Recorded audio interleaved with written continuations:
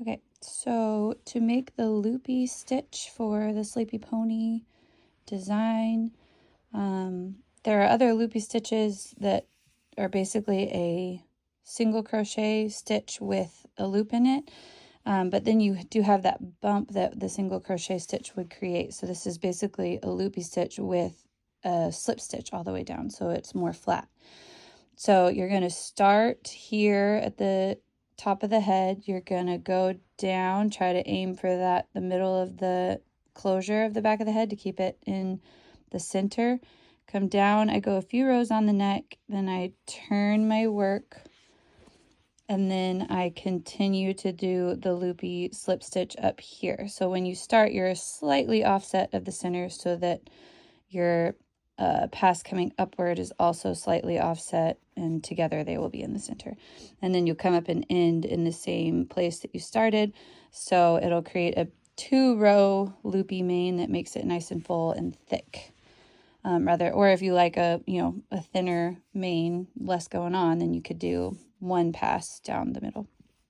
So I like to give myself a decent amount of start tail, just so I have a lot to work with. Come in here, pull up a loop, and now we're going to start to do the actual loops. So to do that, you need to pull it down here, grab your thumb like that, and make sure you're working yarn to end your loop. This is how long it's going to be, so you can kind of decide how long on the face you want it. You want to make sure that it's behind your hook like that, so that when you go into the next stitch like that, and you yarn over and pull, I'm sorry, I can barely see with my camera on my face.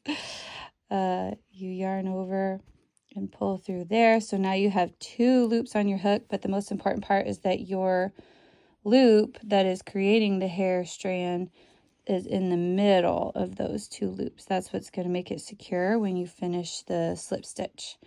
So now you just take this first loop and feed it through the loop you started on like that. And that is your first loopy slip stitch. So keep going. You can kind of use this. Once you go a while, you'll kind of have muscle memory on how long your loops are, but for the first few, I like to use the previous one to make it about the same size. Make sure you tuck it under your hook before you go into the next stitch. And keep in mind, you're trying to go slightly off center of that center circle on the back of the head, so keep looking at that. Pull it through, double check to make sure your loop is indeed between your 2, and then finish the slip stitch. Kind of have to pull everything, give tension on everything to make it work. But you keep doing that, and he will have a lovely full mane in no time.